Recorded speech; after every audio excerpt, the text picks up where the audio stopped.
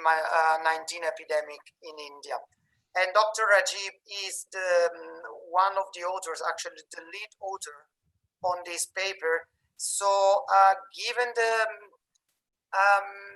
importance of looking at COVID-19 cross-sectorally, given the importance that also within UNICEF we are giving to district level data and analysis, given our focus on aspirational districts as a priority policy and programmatic platform from the government of India, and also in more recent times, given the attempt for critical maternal, newborn, and child health indicators to look more in depth at district level assessments of essential RMNCH outcomes, we thought that it was something we couldn't miss as an opportunity, and to have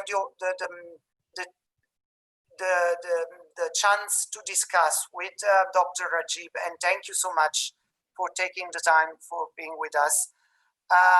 First of all, the key findings of the paper that was presented on the Lancet Global Health, but also to engage in some reflections about how these key findings resonate with the ongoing response to COVID-19 from the government of India and partners, and also how they resonate with the agenda of aspirational districts and with the recent other paper published on the Lancet from Professor Dandona and team about the estimation of mortality, of child mortality trends at district level in India. So there are various concurrent layers that are coming together, and these studies are really tremendously helpful in helping us look at these multiple dimensions and various layers, and trying to better reflect on our agenda and how we set our priorities going forward as we support the government of India centrally at state levels in addressing both COVID-19 and, speaking to our core mandate, a broad RMNCH agenda, and minimizing therefore both the direct and indirect impacts of COVID-19 on women's and children's health. So I wouldn't want to take more time and really welcome again Dr. Rajiv and leave it to you. I think the session will see a presentation from you, and then we will usually have our Q&As and an open discussion. Ajay, anything to share or with the team in terms of managing the session before we leave the floor? Yeah, Luigi, just wanted to share with everybody, like always, we will be using Slido for Q&A. Colleagues, please go to slido.com and use the event code 42624.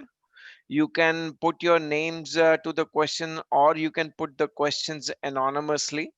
The question and answers would be open as soon as the meeting starts. You can upvote a question if you like. Some questions which are already there, you can upvote a question so that they come higher in the hierarchy based, and they are asked first. That's it. So please use this for Q&A so that we can concentrate on the presentation and not on the chat box, please. Over to you, Dr. Rajiv. Thank you. Thank you, Ajay. Thank you, Luigi, for a nice introduction to the session, and good afternoon, everybody. My name is Rajiv Acharya, and I work for the Population Council. Most of you know, of course, what Population Council is, and so I won't talk about that. What I am going to do is to talk about our study. My did it go full? Okay, so my co-author Akash Porwal is also have also joined the meeting, so he is also there to answer your questions. This is a study that was published in Lancet Global Health, as you know, on July 16th, and had got fair amount of attention from different quarters. So it is my pleasure to talk about the study here. But and this meeting is being co-organized by the Population Council Institute. So I take 2 minutes to introduce it to you what Population Council Institute is and what we are doing there.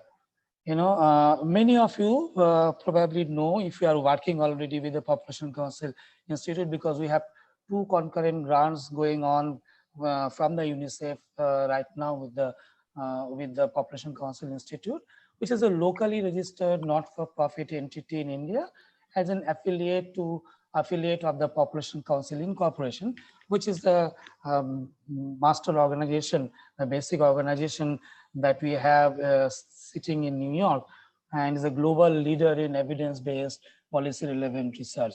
We, at the Population Council Institute, we work on several domains. For example, measurement, we have a measurement framework domain, research and evaluation, knowledge dissemination, technical assistance on different thing, and innovative solutions. And finally, we have established a data science and analytics lab, which probably one of the first of the such labs in our field. And there are a lot of IT based labs, but this is one that we are sitting in a social science organization. Population council institutes focus on these 7, 8, different themes, and these themes are already we have already had 5 completed in 1 year. We have 5 completed projects and 2 projects that are ongoing, and both of them I think from UNICEF. The 2 rounds of, so I also would like to talk about a little bit about the COVID work that we have done under Population Council Institute. 2 rounds of phone surveys are done with an adolescent cohort that we have. The cohort name is Udaya. If you are aware of adolescent literature, Udaya is one of those SDG cohort that POP Council is following up from 2015. We have a 3rd follow-up coming up soon. From these 2 of the largest states of India, Bihar and Uttar Pradesh. And one of the rounds of phone surveys for the COVID was supported by UNICEF, and there will be another phone survey round. And then there will be, when the COVID is almost going out, then we'll have a on-field survey of the same people. Sample size is close to 2,000, both urban, rural, and boys and girls, and then covered several important domains that all of you are working on in the COVID era. COVID-related CAP, risk perception, education, SRHR, mental health, nutrition, and access to government programs and reliefs. So soon, I think this month only, we are going to start the 3rd round of the phone service. That we have also published another blog on COVID-19, effect of COVID-19 on nutrition. This is on the IFRI website. So this is about POP Council Institute, which is a new organization. It's a locally organized, locally registered, and we accept local funds accordingly. Coming to the paper now. So, I don't have to really give a big background to you about the COVID in India, because you are all following that, I'm sure, day by day, day to day follow-up is happening. And plus you are working on the ground, many of you actually working in the ground. So in simple terms, India has by 3rd August, 10% of world's total number of cases, 5.5% of world deaths. And per million death is also, or per million cases is also much lower than the 2 other big contributors, USA and Brazil. But these will increase as more number of cases will go up. The base is the same, so number of cases and number of deaths per million will go up. depending on how long we are in the epidemic, there will be a final figure at some point of time for everybody, not for India only. So we don't see a really curve flattening, or forget about even going down. Flattening is also not happening, although there was some slowdown because of the early actions by the government, stopping international flights, having having lockdowns, national lockdowns. There are 40 days of very strict national lockdowns, and then they started giving more and more restrictions. We are in now unlock 3, that as they name. They're very good at naming and naming things. So lockdown, lockdown 1, 2, 3, like that, and then unlock 1, unlock 2, and now unlock 3. What another thing that is important to note before we actually go into the paper theory of the paper, behind the paper, is what caught my eye is actually an act that was enacted when pandemic started, and that's called National Disaster Management Act. And then there were off and on some the state governments are also also giving some of this also enacting some of these other acts. For example, Epidemic Diseases Act, which is a British era 1897 act. National Disaster Management Act is actually not meant for an epidemic. It was not really meant to handle an epidemic, but it's more of physical disasters like flood or earthquake or something, or a storm or something like that. But interestingly, the government has recognized that this epidemic is a national disaster and enacted this act.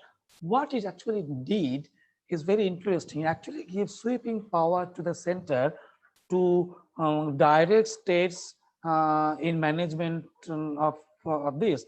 Plus, they can channelize funds from different parts of the government funding. They can do almost anything with this because it gives a huge amount of power to them. On the other hand, the state governments who have enacted Epidemic Diseases Act, they also have power to prosecute people who do not follow particular law, particular rule that the government wants the citizens to. So it's like quite a stringent act, both of them, and that they are being enacted or are enacted to this. And so because of that, I thought, okay, then if government sees it from the disaster point of view, why not we look at the literature, see how disaster management looking at the vulnerability. And if we now go to the concept of vulnerability in disaster management, a risk from a disaster, which is in our case a disaster from coronavirus attack, is same as hazard. Hazard is the coronavirus attack multiplied by vulnerability management resources, which in simple English can be written as a risk is defined as a ability of a population to absorb or ultimately recover from the effect of hazard. And the hazard is, in our case, coronavirus or the COVID-19. And that is the exposure to an event that might present a grave threat to its people and economy, which COVID-19 is doing to us. And then given the level of vulnerability of the population and the resources they have to mitigate the hazard. So the concept of vulnerability is actually coming from here. So how you mitigate the whole risk from coronavirus is our vulnerability to that. And it is important so to know that vulnerability is a factor in determining risk from a disastrous event. And in our case, it is a coronavirus event. Going to explain this concept of vulnerability a little bit for the COVID for the application of COVID, because this concept has been applied in 99 out of 100 cases to physical disasters, an earthquake or flood or something like that. It was also that huge hurricanes and other things. I will come to that. In that case also this is applied. Not many people have actually used it for a pandemic or an epidemic, and not even the SARS or Ebola kind of epidemic. There's at least one or two study I could find only who had used a health system as a part of this equation, which means that they are talking about some health hazard. Is, but if you, I don't know whether you noticed it or not, there was a very nice eye-opening editorial in Lancet in early April or late March on the vulnerability of for COVID. And what it talks about vulnerability as a dynamic concept. So in the beginning of a pandemic or an epidemic, a population might not be vulnerable. They will say, I am not vulnerable, but subsequently became vulnerable depending on the government's response, the authority's response.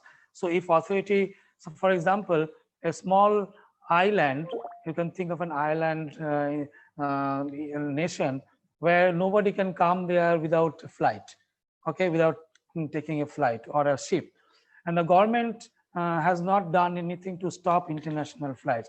So that small island, who was not really vulnerable in the beginning of the epidemic, pandemic, become vulnerable because people are coming in there with the infection and government did not stop it. So that's how it's a dynamic concept. You change your risk and vulnerability over the time when the pandemic is going on. A population may be vulnerable to vulnerable as they struggle to cope with the crisis in various ways. You can see from that angle that how you cope with the crisis financially, mentally, physically, how you are struggling to cope with the crisis is also your vulnerability. So if you look at the development domain, development field, we talk about socioeconomic vulnerability more than anything else. And this is a concept, even in the physical disasters, is a concept that is quite applicable. And because there are many things, many variables that actually make a population vulnerable socioeconomically to disasters, and depending on their living condition and literacy and many other things. We'll come to that. First time it was US CDC who actually used this concept of socioeconomic vulnerability to measure the resilience of communities when faced with natural or man-made disaster, 2011-12. And this was right after the Hurricane Katrina that devastated US state, one of the US states. So then they thought that this is something that they need to use to understand the resilience of communities. If something like this again happens, how resilient the community will be. And this is also now used by Sago Foundation to extend it to COVID-19 for US and Africa.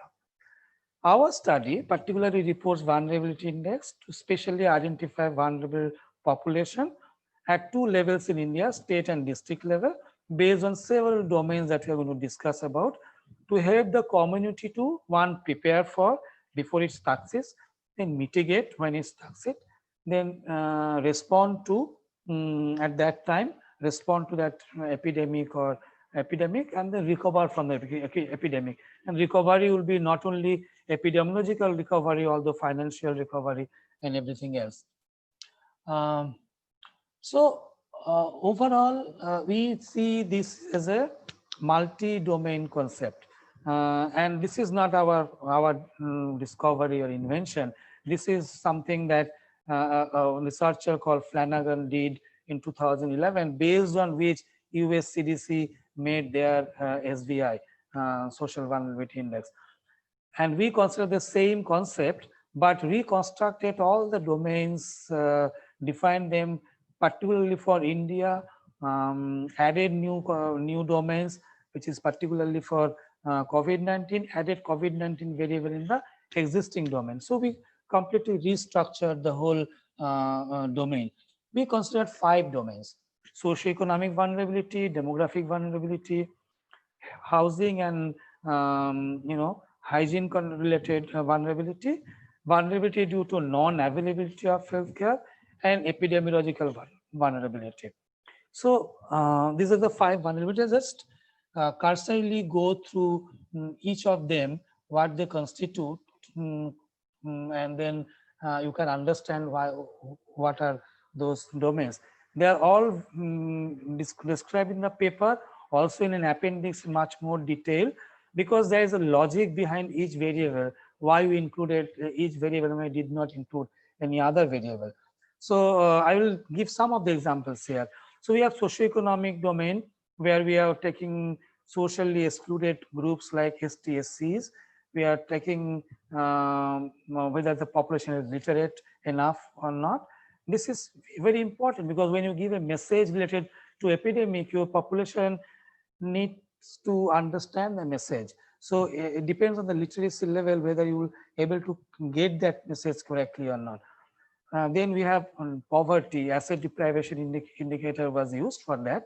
And poverty is highly related, because as we have seen how our economy is going down and how that will actually impact more of the poorer people than the richer people. So poverty index is another important thing that to consider. We have demographic domain, where we know that 60 plus people are very highly vulnerable to this, at risk to this disease. So they should come. Urbanization is a risk. Population density is a risk. So being there make you more vulnerable to on the effect of the epidemic.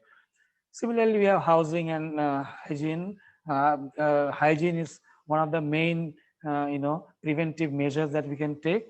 We unfortunately didn't have a mouth or whatever I would say respiratory hygiene variable, because that is not available. But we have hand hygiene and toilet facility, etc.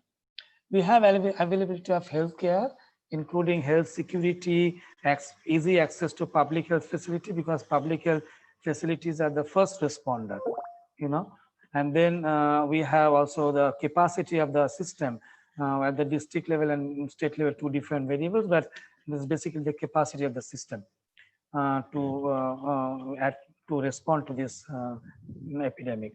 Then we have epidemiological domain, where we look at the men with chronic morbidity or women with chronic morbidity, but unfortunately we didn't have data for 60 plus population for them, but for each district. So we took an older age group of 40 to 59 for men and 40 to 49 for women from National Family Health Survey data and computed that. We also had to lead the same thing with the men smoking with smoking habit. Overall, there were 15 indicators under the five domains. So for each of these indicators were computed at the district level first, and then the mean of those are actually taken in the state level. Going to the data sources, we use 4 very known data sources: National Family Health Survey last round, Census of India, mostly for the boundaries in the population. We use census data for projecting population to calculate, for example, urbanization or this kind of estimates, or the number of hospital bed per 100,000 population. So we need the population there. Rural health statistics for some of the numerators, and the National Health Profile 2019. So it's a mix of data sources that we used. We don't really need to understand how we, because it's a very simple one. The indicators was first arranged ascending or descending order in such a way that the high value denotes high vulnerability, and then ranks were assigned to each of those districts of the state according to that arrangement, and then the percentile rank was calculated, which is nothing but percentage of districts or states which are below that rank score. It's a very simple concept, percentile concept, percentile rank were calculated separately for district and the states. And then what we actually get is a relative vulnerability a relative vulnerability at different levels, at the indicator level, at the domain level, or the overall level. Okay, and that all this thing for the states and the districts. So it's a huge calculation, but nothing complicated. Very simple calculation. Now we are coming to the findings. There are total 6 of these maps, because one is the overall and 5 for each of the domains, but I could only fit 4 of them. And 4, we can talk about them a little bit. If you look at the left side, leftmost one, which is the overall, you can see there is if you see my cursor, this is the whole area from east to west through the middle of the country.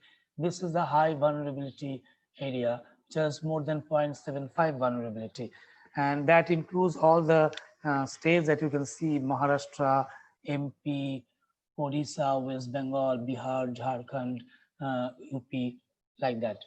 So these are the most vulnerable, and of course Telangana here. So these are the most vulnerable districts, states, 9 out of 36 of them. And they run through east and west through the middle of the country. There are 14 others which are actually very low vulnerability in the relative vulnerability index. There are 5 of them are northeastern states. You can see this quite light color most of the time. So it is very light. Where Himachal Pradesh, you can see probably here there is Goa here, and then you have 5 UTs which are not visible in the small map. And then of course Chhattisgarh. Chhattisgarh is here, and they have low vulnerability.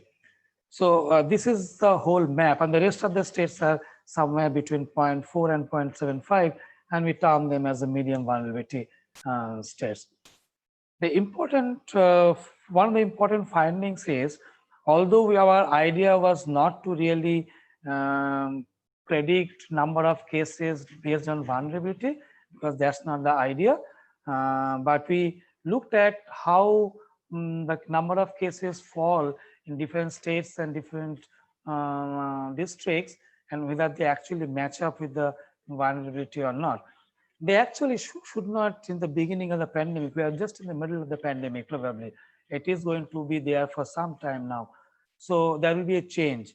But when we wrote the paper at that point of time in April and May, that time what we found that, out of 8 states were contributing most to the number of cases, 5 are highly vulnerable. 5 are highly vulnerable, and out of the 8, 5 are highly vulnerable, and 3 are medium vulnerable. But there are some of those other areas that we're going to talk about a little bit in the next slide of the metro cities. We are coming to that. So most of those who are contributing to the number of cases are also very vulnerable in some way or the other. Domain vulnerabilities. So this is overall vulnerability. Now, if you look at each of the separate MAC, they look a little different from each one of them, because if you only look at the overall vulnerability, you may actually mask a lot of domain-related vulnerabilities that are also important to consider. I just give you an example, a couple of examples. If you see here, Punjab is quite light color, they are not that vulnerable. Similarly, Kerala here is also not that very dark. They are also very low vulnerable. They have very low vulnerability according to overall vulnerability index. But if you look at the demographic vulnerability, both Punjab and Kerala are highly vulnerable. Why? Because they are very old population. There are big cities in these states where there's a lot of people live closely each other. So they are vulnerable because of those reasons. They may not be overall vulnerable because they have a good health system or for other things, but they are vulnerable according to their demographic vulnerability.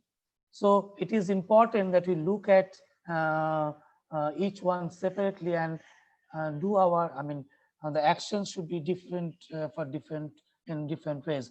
I will come to that point a bit, how we actions will change. Um, District level findings are also very similar, but here you get more granular picture of which exactly. So it's not the whole of this area was dark when we look at the state, but some of them are actually very light. There are other districts which are very dark here, and you can see those, you know. So looking at our paper gives a whole list of all of the districts, all 640 districts, which were available in 2011 census. We have given the whole list. We can go and download the appendix and see the whole list of all the districts. But of the 100 most vulnerable districts, majority of them are from 4 or 5 states. UP, 33 districts. You know, UP has 71 districts. Of them, 33 are in the highly vulnerable domain area. 24 out of 38 in Bihar. That means 65% of the districts are highly vulnerable. 20 out of 40, 50 in Madhya Pradesh, 40%. Similarly, West Bengal, 7 out of 9, or Jharkhand, 8 out of 24 are also contributing to this list of 100 most vulnerable districts. Just to say that they don't really match with the match with the aspirational districts. So we'll come to that point a little bit later. We talk about here some major metro cities. You know very well that the metro cities are the biggest contributors, the largest contributors to the daily number of cases and cases so far. And but if you look at the actual vulnerability, they are low because some of them, they are very rich. They don't have socioeconomic vulnerability mostly, but then they have probably a bit of demographic vulnerability. But then again, many other hospitals and those things are good. So they are medium to low vulnerability areas, but actually contribute more cases because there are other characteristics. For example, they are a very dense urban area, one. The second is they are the hubs where the transportation links are meeting. So transportation is one, is how the virus travels, the transportation links. So they are the transportation based hubs. So they will spread virus they will have more number of cases, and that's not a very surprising thing. And they are also industrial hub. So there are a lot of people who are living in those industrial areas close by each other.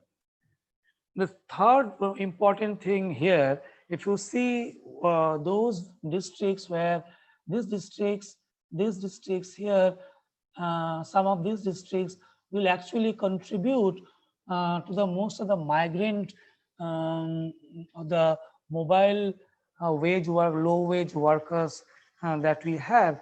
We are all aware of what happened during the first few weeks when a lot of people wanted to go home because they didn't have job, they didn't have means of sustenance, so they wanted to go home.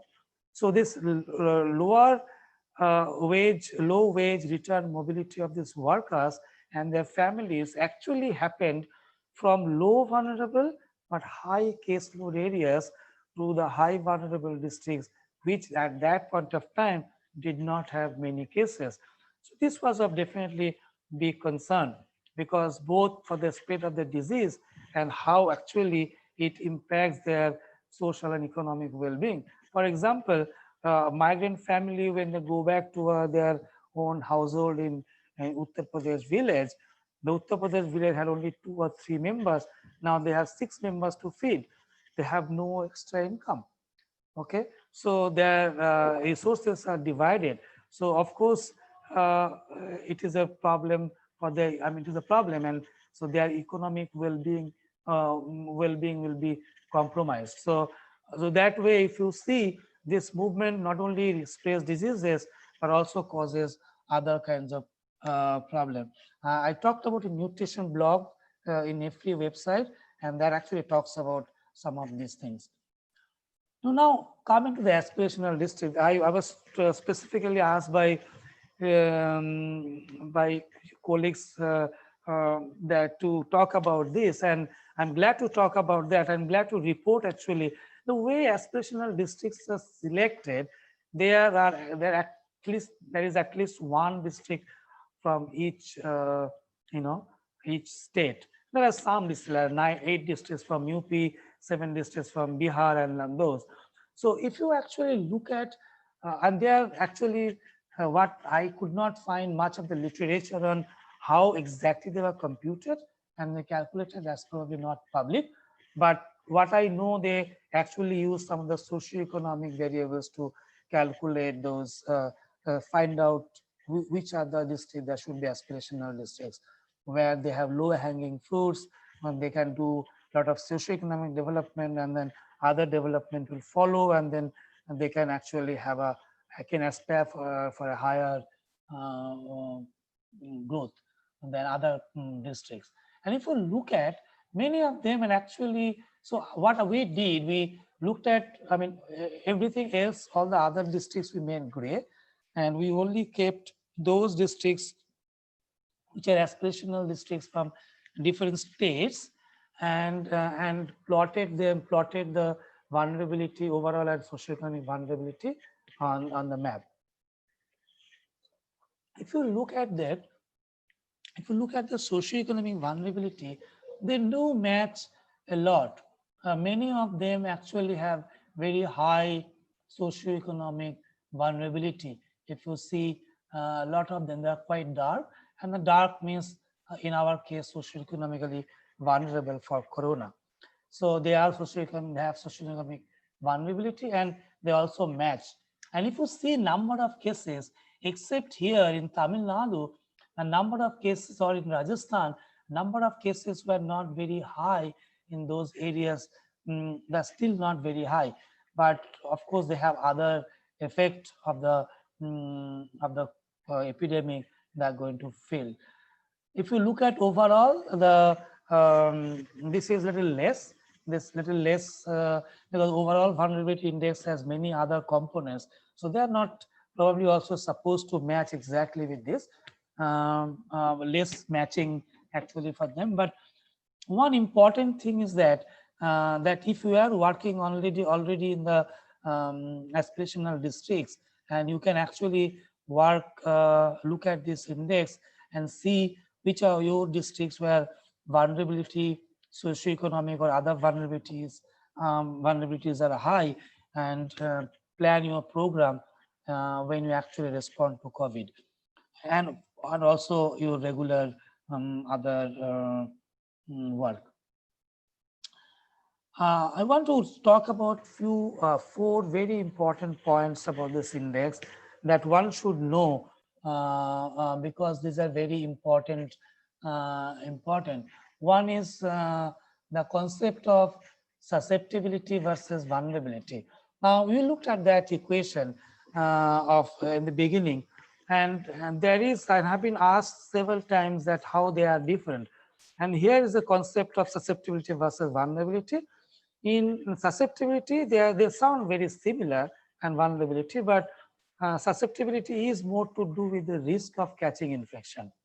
Okay, while so you hear this term in epidemiology most, where vulnerability, in social vulnerability or kind of vulnerability we are talking about, it's not without susceptibility. There's some amount of risk, uh, coefficients, or risk things involved in that, but also it's more to do with the consequence of the infection, both in terms of morbidity, mortality, social and economic consequences. That you must be very clear when you look at the domains. Relative versus absolute score. People ask us, why we did not calculate it in absolute score. But what is the value of an absolute score? Because it's just a number. Okay, if you are actually going to understand the score, you have to see whether the score is high or low, which is of course relative, and high or low relative to what. So if you have X amount of money available, you want to prioritize your resource, you need to know who needs it more, right? So relative index makes sense rather than an absolute index. The third point is why we did not use weight in our calculation. What people meant that there are 5 different domains and we give equal weight to them. Actually didn't give any weight, so they're actually equivalent to giving equal weight. We just added them in one. So if you are adding them, that means we're not giving any weight. So why we did not give weight, and if we did not know, many people think that it is a debatable concept. Yes, it is debatable, but there are two reasons that we did not use weight.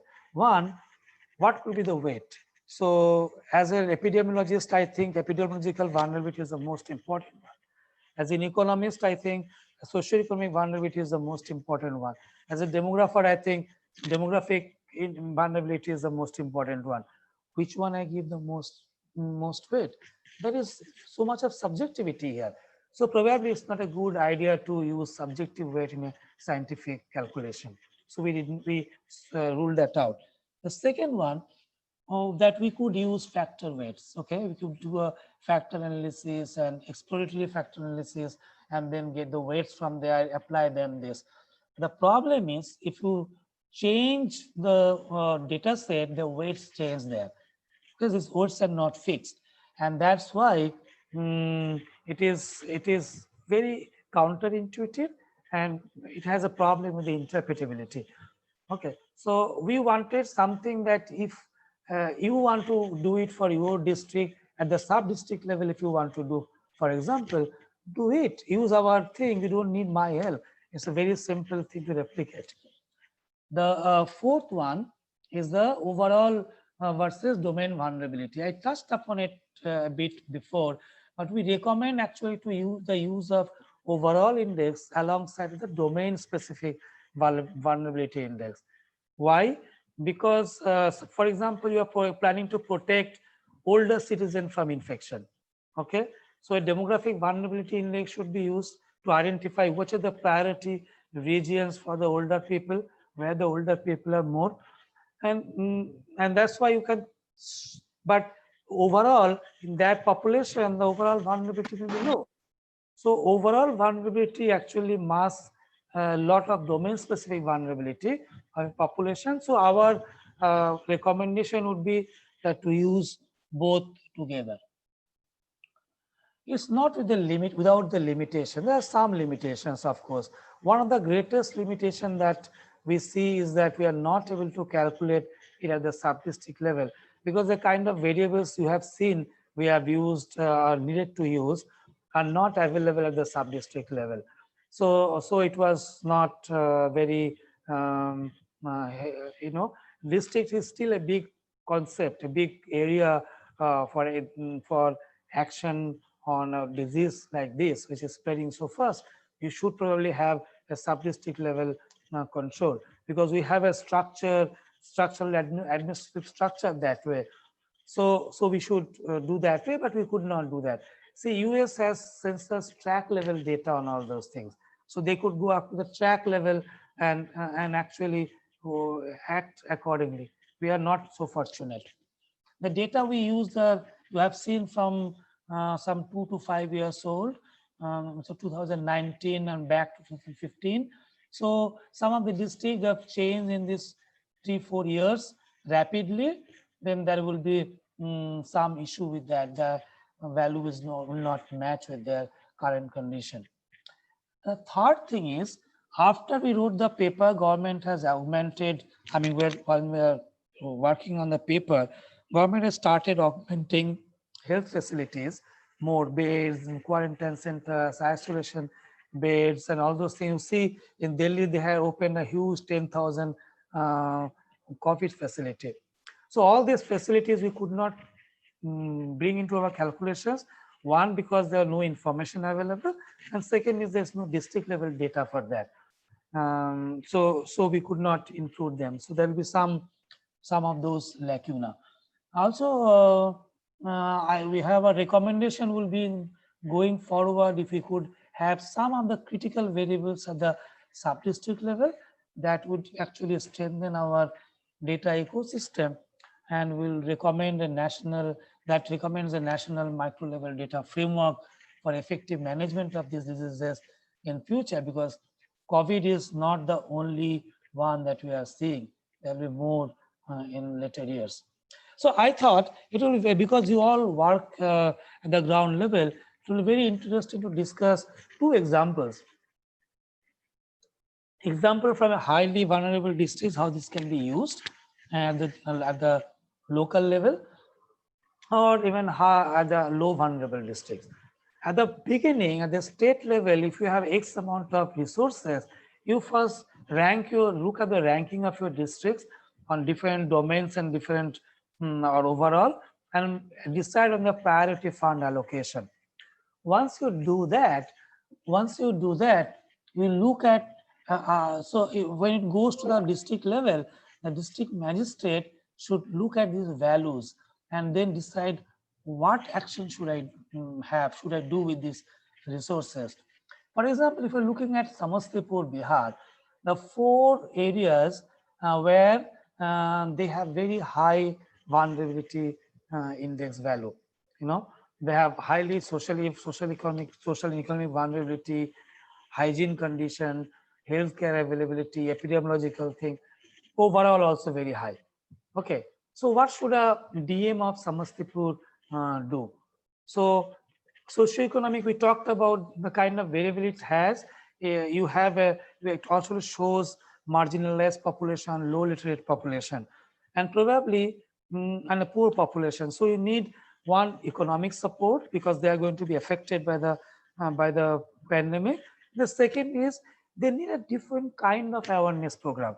The kind of awareness program we see in the TV, on the phone, doesn't work for them. They're probably not able to grasp the seriousness or the kind of thing they need to adopt in the new normal for them. So need different kinds of messages for them. We need to work further on the hygiene issues. I'm sure some of these districts are those districts where already Swachh Bharat Abhiyan is working, but we need to work further and also add the hand hygiene in the campaign. The campaign on the COVID effects on the smokers. They have a lot of smokers. And if you look at the Samastipur data actually has huge comorbidity, which is very surprising to me, as well as they have much higher than national level on smoking. So these are the problems that the DM would know and should act accordingly, kind of messages, campaigns to show to them that how this disease can affect, disadvantageously on smokers or the with people with comorbidities. Similarly, you look at their healthcare availability is 0.973, almost 1. That means they have a very poor health facility. So that's another thing that need to work on. So they have a huge task at hand for Samastipur DM. But if you look at Kozhikode in Kerala, for example, overall, their overall vulnerability is only 0.216, but there are two demographic vulnerability and epidemiological vulnerability are higher. Demographic, because I told they have older population, they have to have then special program for the comorbidities as well as older population. And that's what exactly Kerala government is doing. Although you can see 1,000 cases every day there is very, very low mortality. So, and that's why they have special programs for comorbid people and for older population. So at the district level, Kozhikode DM had to do these specific things.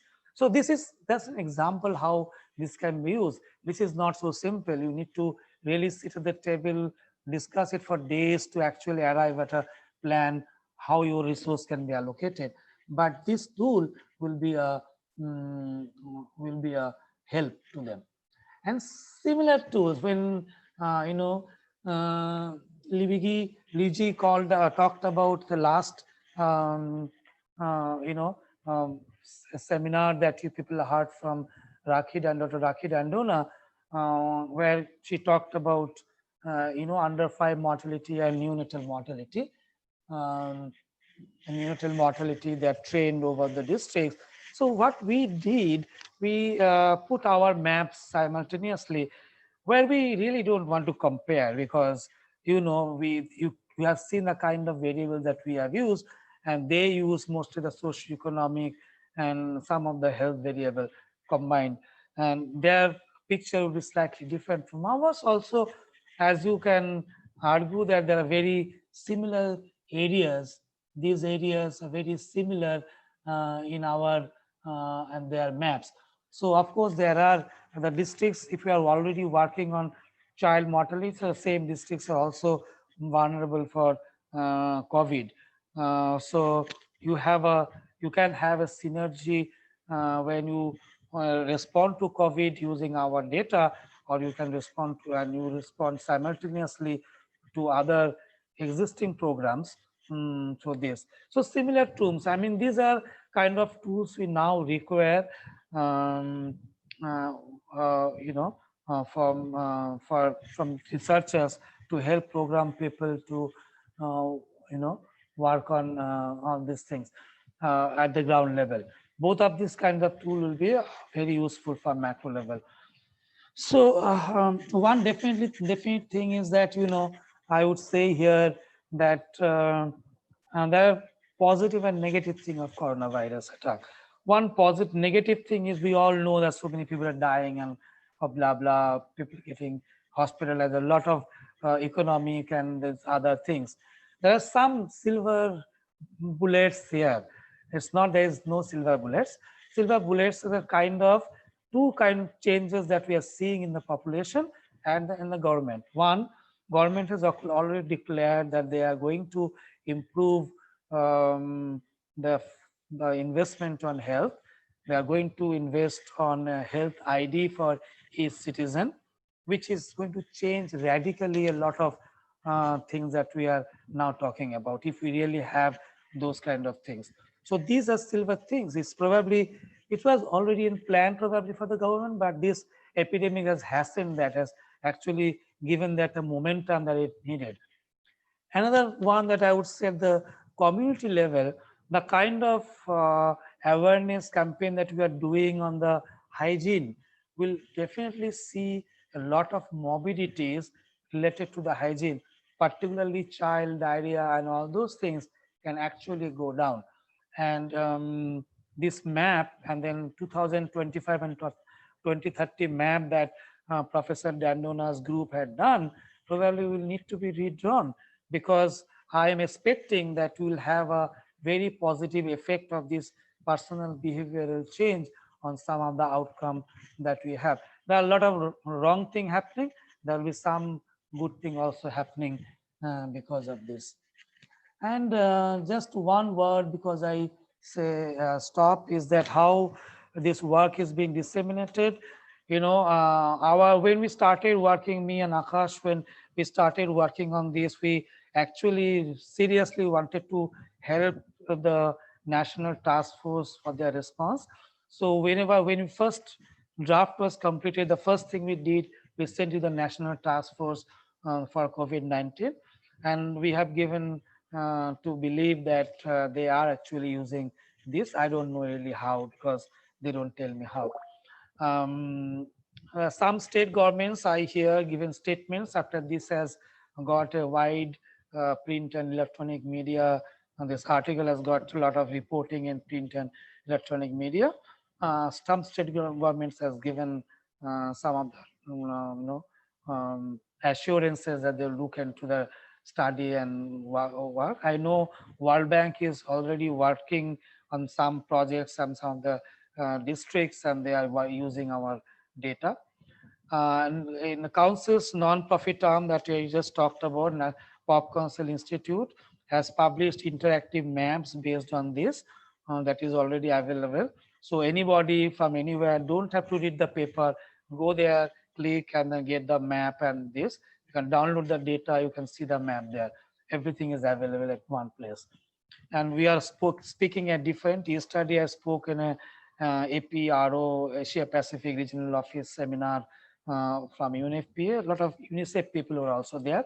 And today I'm talking about the Indian colleagues of UNICEF here. So this is how we are trying to disseminate this, and would like to have more and more use by you, other colleagues and the government. I'll stop here. Thank you and look forward to your questions. Dr. Rajiv, thanks a lot for the presentation. Colleagues, now we move on to the Q&A session, and I'll request Vivek to moderate this session. What I will do is I will display the Slido screen right now with colleagues. You can see we already have 11, 12 questions in the list, and they are right now in the order of the time when people have put in those questions. You can upvote the question which you want to be read or asked first by voting for that question. So I would encourage you to look at the questions there and try to upvote them. Over to you, Vivek. Thank you, Ajay. And while we are doing that, um, let us again congratulate Dr. Acharya for, first of all, this good work and taking the time to speak to our network. And as he mentioned, that even before this study was published in the Lancet Global Health, he had made this findings available to the ICMR's National Task Force for COVID, where incidentally, as UNICEF Health team, we were also invited members. And that is where we realized the intent of this group to make their work available for actions rather than just for publication. And that is where we realized that using this for practice for our group, if you can be available, it will be useful. And we are glad that it is possible. So while we are working on the questions, Dr. Acharya, let me just pick one of the questions and to further simplify it for the network, that as you have mentioned, and some of us who are working directly in disaster response know that risk is a function of hazard, vulnerability, and the capacity. Of course, hazard and vulnerability directly proportional, capacity inversely proportional. And when you said that the major metro cities that are seeing the bulk of the cases, they were in the vulnerability overall index, they were low or medium. Can you qualify that further, that large number of cases, however, when we looked at the overall vulnerability, it was low and medium. So your comments on that, and then we'll pick up other questions as they come. Yeah, so I mean, I would also invite Akash. Akash, if you have anything to add, please feel free to add. For this question, yes. I mean, if think about Delhi or Bombay, where the health infrastructure is multiple times better than many other places, you know, the number of there. I mean, just for example, in a matter of 15 days, central government and Delhi government could have a facility of 10,000 beds in Delhi. Okay, so this kind of if you look at the vulnerabilities from that point of from that angle, and that they are not vulnerable to the consequence of this. That means that even if there are a lot of cases, they're able to handle that, they're able to mitigate that one. Whereas in other places where this infrastructure is not available, even if they're low vulnerability, that maybe they may not be able to handle the low number of cases also, that not able to handle. So it's more of the how you mitigate the consequence of the infection, rather than actually whether you are getting infection or not. Because I would say coronavirus is something, I'm not an expert, but is nothing but severe cough and cold with a higher level of mortality, of course, and also more infectious. So in a sense, a lot of people that we are getting evidence that if there are 1 million people infected, there may be actually 10 other million people infected who we don't know about, and they are just fine. So, but the thing is that once you get infected, whether you are getting healthcare, whether you have, that kind of facilities is something. And I think healthcare facilities play a big role here in this kind of things. I don't know whether that gives you answer, but my answer is vulnerability here is as a consequence of the infection, not a cause of infection. Sure. No, it does. And actually, it takes care of a few of the questions that while your vulnerability may be high, but then if you have good capacity, which is the inverse relation to the risk, then you can minimize that. Right. There's Ajay, will the questions slide down, because 3 of these questions were related, and I feel that one of the questions was within these major metro areas, were you also able to look at some of the subsets like the slums? But I doubt that if you would have been able to do that, right? No, that was not done. Well, that's Okay. a good question. That could have been a side analysis.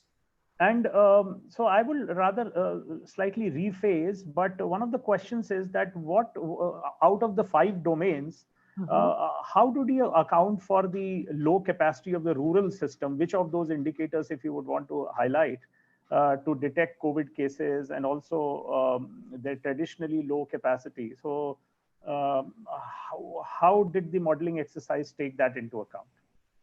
So low capacity, I assume that you are talking about health care capacity, and that we got from a number of hospitals beds available per 100,000 people, or number of hospitals in per 100,000 people.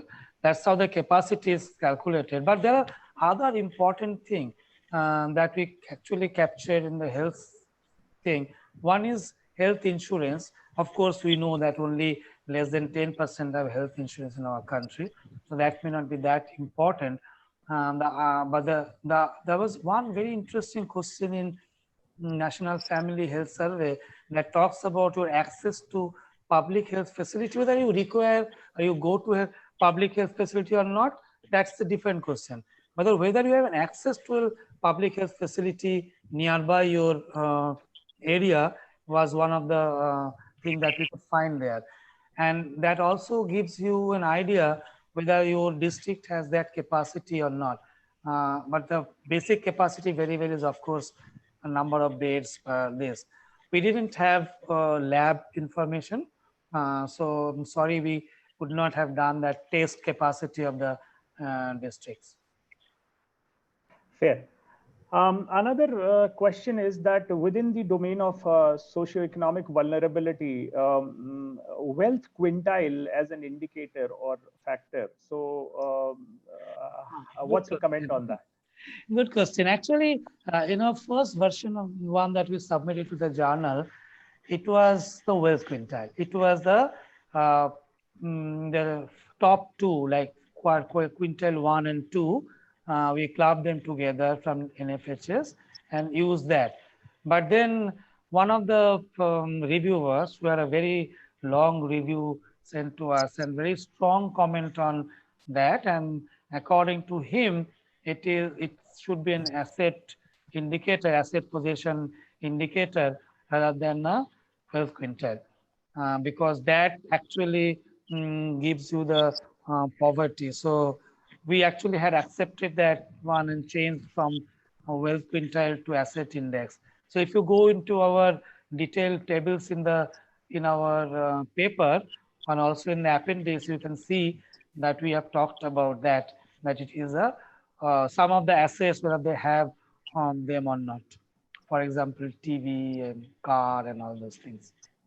Thank you. I think that's very valuable. I'm promoting one of the questions over the other, but interesting. So now that we have done this vulnerability mapping across the 5 domains and overall, so we are pretty sure that you must be tracking that how the number of cases or number of deaths as they're progressing in India. So how are they correlating, if at all? What's your comment on that? So it is correlating better and better. For example, I mean, as much as cases are now going to UP, which is very vulnerable districts for a state, for example, number of cases are skyrocketing. Telangana, highly vulnerable. At the beginning, when we actually did this project, did this paper, they were not that not many number of cases, but they are now. Yes, we are tracking that, and so when we actually wrote the paper, I think it was about 20-25% correlation between state level vulnerability and the number of cases. But that has now, I checked last, it went up to 42%. So every passing week, it is going to change. So it's at the state level, they are corresponding very well, but not so good at the district level.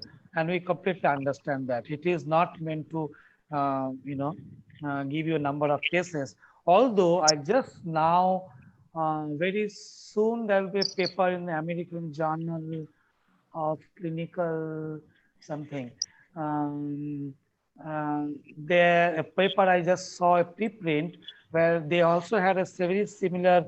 So they used USA Socioeconomic Vulnerability Index (SVY) and they're trying to predict number of cases in the census tracts. Although was not very impressed with the paper, but there are attempts to do that. So, but we have no intention to do that, although we are actually tracking.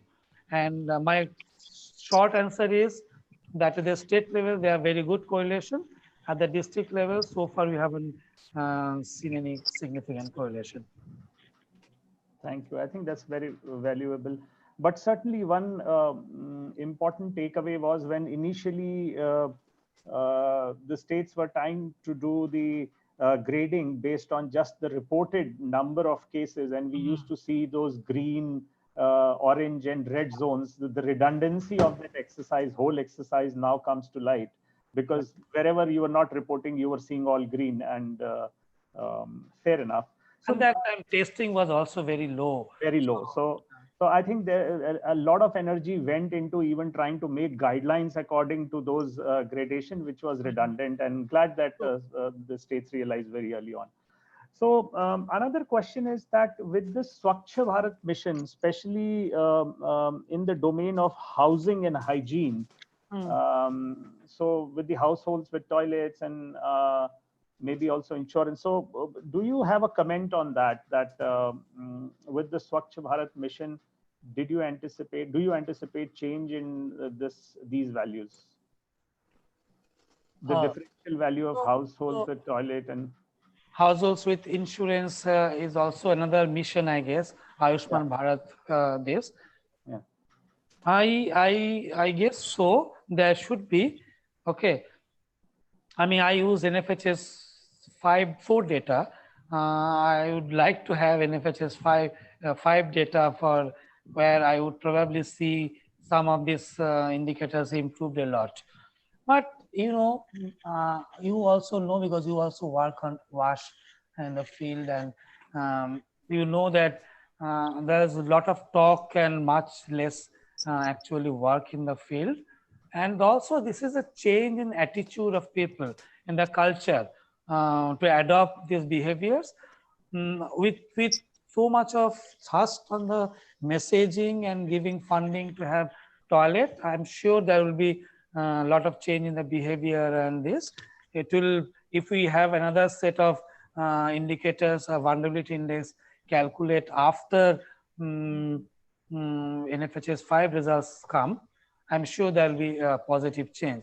But I think more change that I think I said in the last part also of my presentation, that I am expecting a very good positive change in the personal hygienic behavior, which is a washing hand before and after having food and giving food to the child and all those things. If Corona has mandated to do those, probably those behaviors will be retained by at least a large proportion of people, and then that will have a good effect on the outcome later on. Fair enough. I think, yeah, 5 is awaited and we could have seen a lot of effects there. One of the things that you mentioned, so related question, again, I'm promoting this, that can the intensity of lockdown and use of masks be factored as external factors also in the vulnerability, maybe outside of the domains that you have here or otherwise? What's your comment on this? That is if we wanted to do a dynamic. This is a static vulnerability index. Okay, so this is not going to change because our all data are static. This is where it's a very interesting question whoever has asked is because it's going to be static then. Okay, if I have information on the lockdown strictness or the implementation of lockdown at the district level, and then if there is some kind of filler, at least some indicators of the use of mass at the district level, which is very difficult to get, I'm sure, we can actually have a dynamic data set to change the vulnerability of this. But then here we are actually introducing the risk of catching infection to vulnerability. I'm not saying our vulnerability index does not capture risk at all. It does capture to some extent in terms of demographic and all those, for example. But here we are actually directly incorporating a risk factor, dynamic risk factor into the vulnerability. And it will be nice if somebody can do this, have data for that. It will be a nice dynamic map that you can see how it changes. Fair. And I think one another question related was that how to factor in the governance at all levels, from the local self-governance to the states, and so can that be factored in any vulnerability index? It can be, because if we know, if you have an indicator of the state of the governance, so suppose if somebody has done some ranking of each districts as per their administrative efficiency, right? And that will be critical for actually implementing the guidelines that are coming from top, from ministry to a state, from the state to the district. Okay, so if we have that kind of indicators available at the district level, that will be an excellent inclusion, I would say.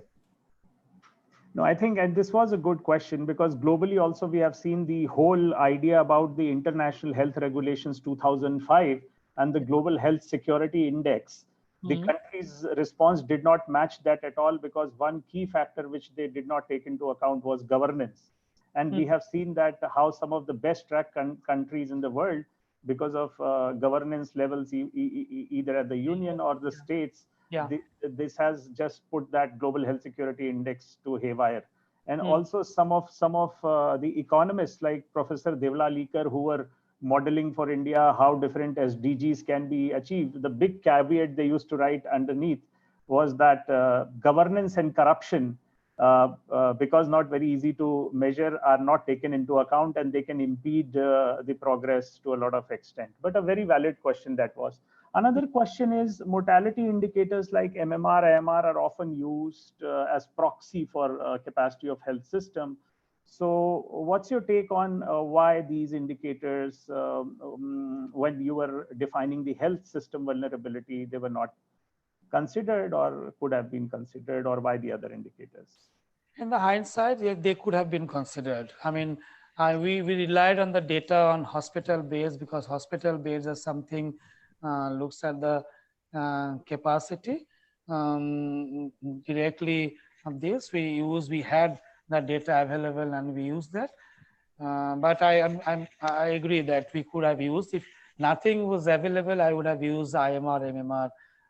This at IMR particularly, MMR district level is probably is very difficult for all the states, but IMR definitely we could have used that. Thank you. So another question also sort of answered by your previous response, that static versus dynamic, but it's one question is that 4 of the domains are like, as you said, static, stable over a period of time. So how can these 5 domains affect short-term response to COVID-19, which takes into account, as somebody mentioned, how's community behavior changing, how people are adopting this, their behaviors to minimize the risk. So how can some of the domains affect short-term response to COVID?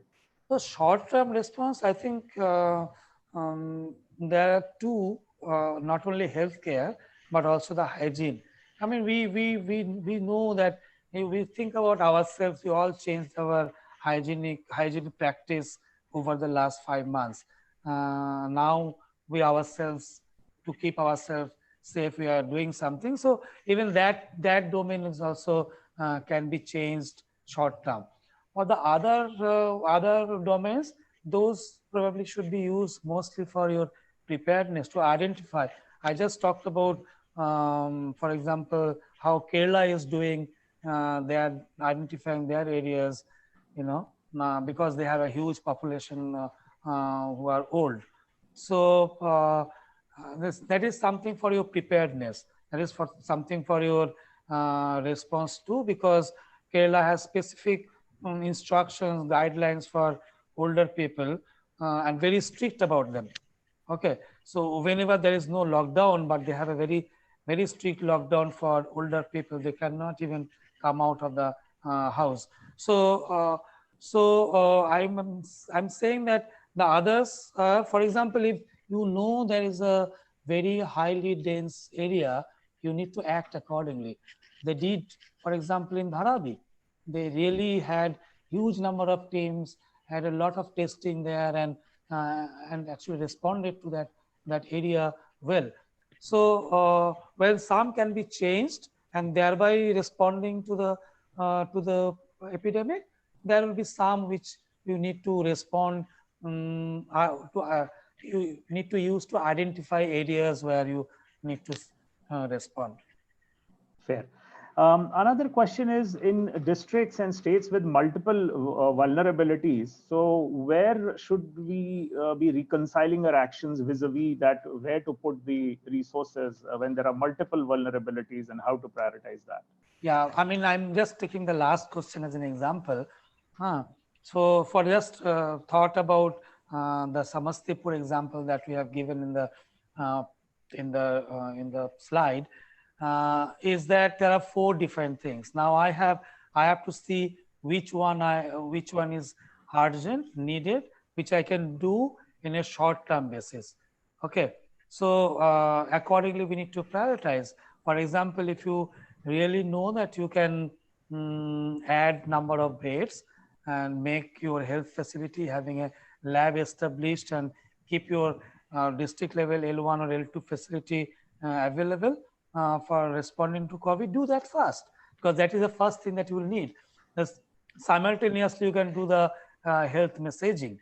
Okay, but there are some other things, economic thing, and those probably require more time. So you need to really prioritize accordingly. It's all about prioritizing, and it will vary probably district to district, by official to official. Fair.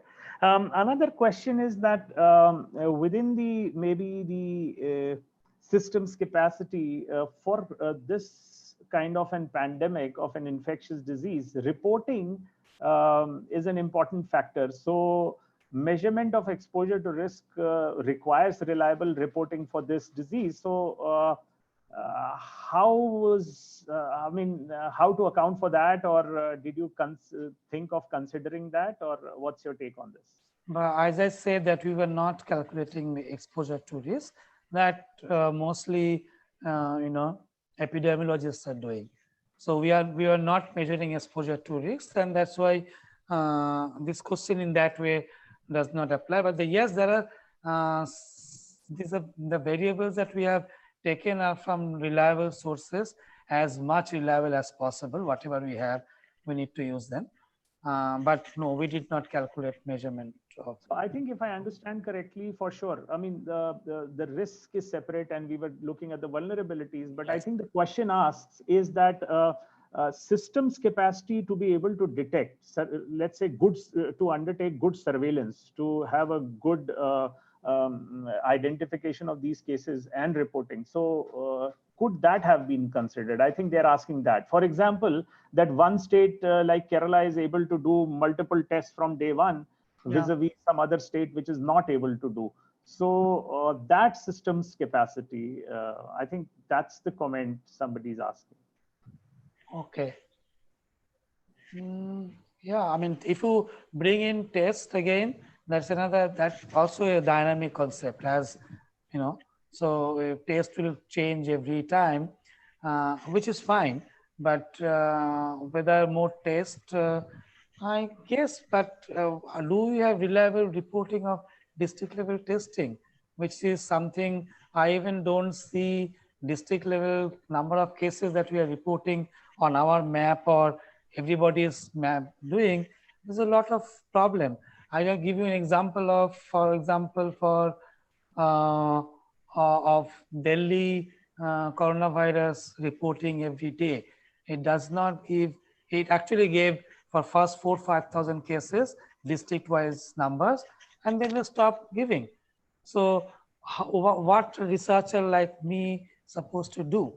You know, what we did, we equally distributed, because we read in many places that actually there is no variation, it's all the same from all the districts. So for Delhi, for example, we equally distributed that number to all the districts.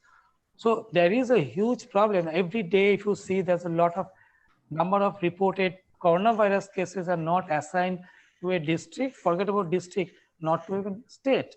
So, I mean, yes, we could probably do that, but I really have problem with those quality of the data with the testing data at the district level.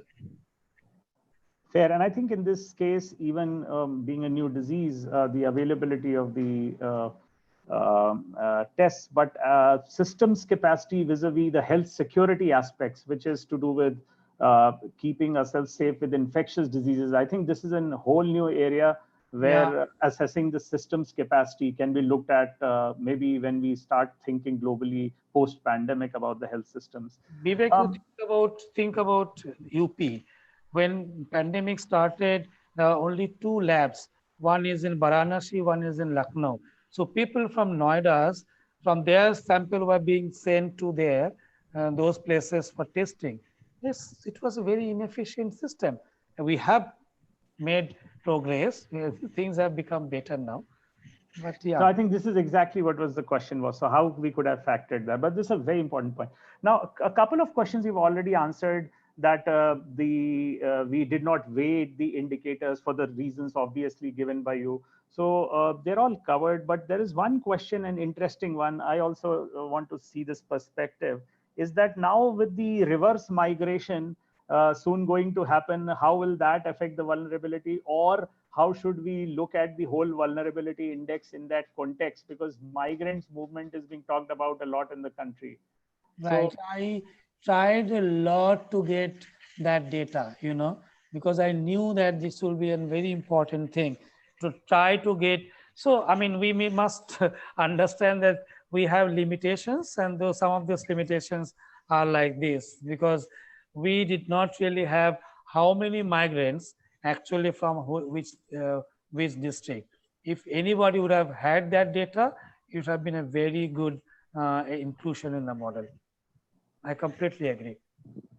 Thank you. And there's another question of, when we are talking about the whole disaster risk reduction framework and the equation. So could we have looked at the multiple hazards? Let's say for floods and drought, currently a few of the states like Assam, Bihar, they are inundated by floods like every year. And we have seen how they compound the effect of COVID. We saw in Amphan in West Bengal and others. So how this multiple hazard vulnerability could have been taken into account, and your thoughts on that? I think it's a very good question. And although the purpose of this one is only for COVID for now, but I think if we can, see, we even didn't have a national socioeconomic vulnerability index for our own disaster management. So, and socioeconomic, and when they actually look at vulnerability, there are physical vulnerabilities also look at. So, for example, the propensity of Assam district getting flood every year is something that needs to be included in that model, in that kind of. So I think socioeconomic vulnerability is only one component, and there we should include, that other hazardous events and their probabilities and their likelihoods into the model if we want to really respond to multiple competing hazards. Thank you, Raji. And I see a few questions which have already been answered, but one question is that when you were looking at the access to health services, was it both public and private? So it was access to health services overall in the health system or public? What was the indicator? And only public because so the number of hospitals beds were public and private both. But then from from NFHS, we had that interesting variable whether you have easy access to public health facilities. We deliberately use that because we know that even in the beginning of pandemic, even in Noida or Ghaziabad or Delhi, people were to rush to the public facility. So availability of public facility was the most important thing at the beginning, at least of the pandemic, when the public private facilities did not join this. And of course, we don't have good data on private facilities at the district level. So we could not take private facilities, but at state level we have, and we have included the state level private facilities capacity we have. Thank you. Thank you. Another interesting question or rather comment I would say is that in terms of using similar tools, is there a thinking on trying to measure the actions taken and impact of those actions vis-a-vis the vulnerability now that we understand of the in different states and districts? So in the fraternity, in this community like yours, which is working on some similar tools. So in terms of using these tools, is there a thinking going on tools to measure actions taken and their impact and how that could have affected, let's say, for example, very highly vulnerable state, but at the end, the outcomes were not so bad because maybe the actions taken and impact thereof were good. So is there any thinking going on there? I mean, this is also another very interesting concept, and definitely one would love to do given the data. And I mean, we actually have a lot of ideas, but we don't have data. And this is whoever asks is a very good idea too. And you can yourself try that if you have data. And I would say that we haven't thought of doing it because of the data, but we are collecting information, as I say that we have 2000 sample phone surveys going on now to the third round. But the problem is those are not district level. So yes, at the state level, and those are only for some of the states, 1 or 2 states where we are funding, when we are already ongoing projects are like that. But pan-India, national level, for all states at least, I don't see data. If there is data available, we definitely would love to merge these two ideas. I think you've raised a very valid point, which is a touch point for all of us also, that not just in India, globally, we are seeing this insularity with data of the governments, and that's a real challenge. But I think it also sort of encourages us, the development partners, and of course, researchers like you to look at alternate ways of trying to collect information, which can then lead to some meaningful research. Which is an important area because a lack of access to data has also opened many other opportunities of looking at alternate ways of collecting information. But as you rightly said, access to data is not very easy these days. Another question is, and then I think, Ajay, we are done with all the questions here, is preconception care. So that's so I think you have answered. There was one question about antenatal care and how so IMR, MMR, you have answered that question. Yeah. That question is there. But I must also congratulate, while I see that we have exhausted all the questions in Slido, that this aspirational districts additional work that you have done was not part of your paper, I believe, and it was after the dialogue. So, I mean, really thankful for that. And in fact, you might want to present it to the Niti Aayog, because the aspirational district program is very close to the heart. So you, as an addendum, you might want to reach out to the member health and others and share that with them. Okay. So, Good idea. Ajay, thanks a lot, Dr. Acharya. Ajay, over to you, please, because we have exhausted all the questions there in the chat box. Dr. Rajiv, thanks a lot. Vivek, thanks. This is the last question, and we would like to close the session with the information that tomorrow's network meeting is closed. Luigi, if you wanted to come in for the final word. Yes. First of all, thank you so much again. This was extremely interesting, and I'm still reflecting on a number of the questions and of the issues that were presented. First, before we close, I wanted to ask whether there is any last minute comment from anyone who is in the meeting who would like to come in. If there is any additional very last comment or question, we can perhaps take one or more, 2, 3, 2, 1, 0, done. No additional ones. I think for me, this session was, as I said, in part, a puzzle, bringing all these multi-dimensions together and all these overlaying lenses to one picture. And for us, the picture is really, as UNICEF, about trying to bring the right actions in the right places where it needs to be. So I see this, Rajiv, as a starting point. I was glad to see that the maps are online. And I believe that if Ajay, you can please share the presentation after this meeting with everyone. I'm sure that everyone will rush into clicking.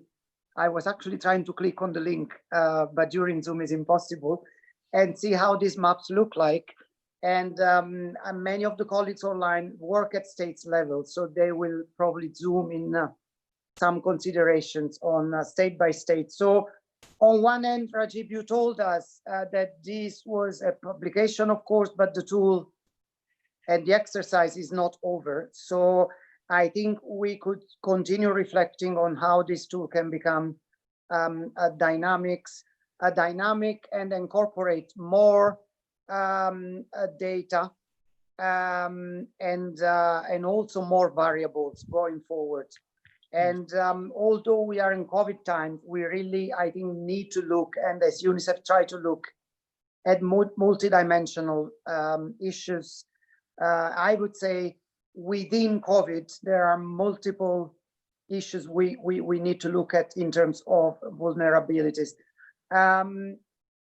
Jalpan, seeing your comment about CFOs, I know that we had forwarded the invite, probably not many could do it, but maybe we can share the presentation with CFOs as well.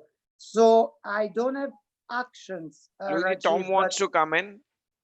Oh, sorry. Tom, please do come in. I had missed that. I didn't want to interrupt closing remarks, but thank you. No worries. It's thank you so much for that. Just the comment I'd like to make is related to the question, a really good question that somebody posted about the vulnerabilities to other disasters and how that they may complement or detract. Related to that, we have a very recent and pertinent example related to the floods in Assam and Bihar. And communities that are susceptible to the floods have clearly been distracted or even prevented from carrying out their normal preparedness type activities due to COVID-related containment measures, lockdowns, etc. And this has really impacted and impeded their ability to prepare properly as they would normally do for the floods. That's just one example, but there will be many others across the country depending on their susceptibilities and their normal disaster hazard vulnerabilities. So it's just to kind of underline that point that it's not just the susceptibility and vulnerability to COVID, but this is just the impact of COVID containment measures is having a knock-on effect down the line that is relatively invisible at this stage, but may become more visible, perhaps even too late for us to actually do something about it during this season. But we need to be really quick on our toes to identify these things as and when they pop up, so that we can apply these lessons elsewhere. Over. Thank you. Okay, thank you. And a very last thing, again, many of the colleagues online work in states. I think I would invite everyone, be it via the online maps, be it via printing or sharing the paper, to try to convey the findings of this paper to the states and district level authorities we interact with, because even if, as Rajib said, some of these data are not the most up to date because it's the data that are available, they may not be complete because some information is lacking, but it still gives an indication for action. And I think in doing that, our colleagues in state can really look more in depth at the four most maps you put out. They can zoom in the maps and see whether they can take stock and maybe reflect on what actions may be taken. You gave a very good example from that district. I can't remember the name, but it was an example. And in doing so, I would certainly recommend to keep a communication channel open with Dr. Rajib, with POC Council, about how to read the data and how to use them within states going forward. With all that said, again, thank you so much for bringing a lot of thinking to the team. And I'm sure there will be more questions floating around. We will reach out going forward.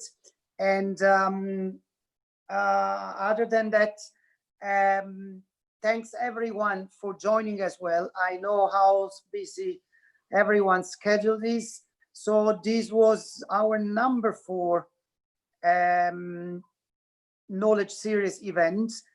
And as you have seen, it's often about trying to detach ourselves from our day-to-day run into a huge number of tasks to deliver and think, thanks to external speakers and thinkers and scientists, about the big picture. The next knowledge series will probably follow towards the end of the month.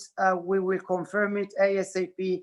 Meanwhile, as Ajay said earlier, in order not to overwhelm the team, we will cancel tomorrow's standing network meeting and have it next Friday. Otherwise, it would be a bit of too much of having 2 meetings in the space of 2 days. And with all that said, thanks everybody, and see you soon, and be in touch, Dr. Rajib, anytime soon. Sure. Thank you. Thank you. Vivek. Thank you. Thanks. Thank you. Bye. Thanks, everybody.